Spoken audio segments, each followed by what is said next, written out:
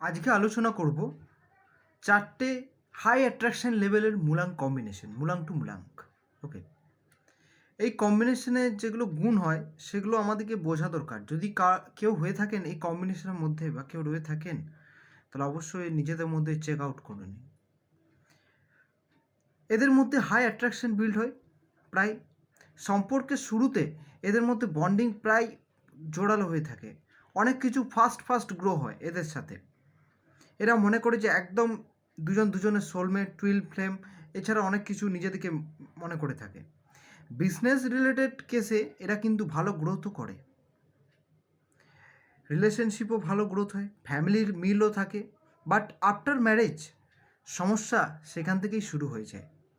মতের অমিল বিভিন্নভাবে দেখা দেয়, অনেক কিছু পার্সোনালিটির খুঁত বের হয়, সমস্যা প্রায় বাড়তেই থাকে এবং আফটার অল রেজাল্ট হয় ডাইভোর্স নয়তো সেপারেশন।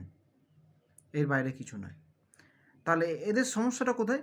না, এরা যতক্ষণ বিজনেস পার্টনার বা নর্মাল রিলেশনশিপে রয়েছে বা ফ্রেন্ডশিপে রয়েছে ততক্ষণ বেস্ট ফ্রেন্ডও বেস্ট। বাট যখনই এটা ফ্যামিলিতে একটা বন্ডিং ক্রিয়েটেড হয়ে যায়, মানে ম্যারেজ টাইপের বিষয়টা, তখনই কিন্তু সমস্যা হয়ে থাকে। তাহলে কি এই চারটে কম্বিনেশন? এই চারটে কম্বিনেশন বা মূলাঙ্ক টু মূলাঙ্ক যে কম্বিনেশনটা, সেটা জানতে অবশ্যই আমার চ্যানেলটিকে ফলো করে রাখুন। আর হ্যাঁ, আগামী 4টে ভিডিও বানাবো এই 4টে কম্বিনেশনকে নিয়ে।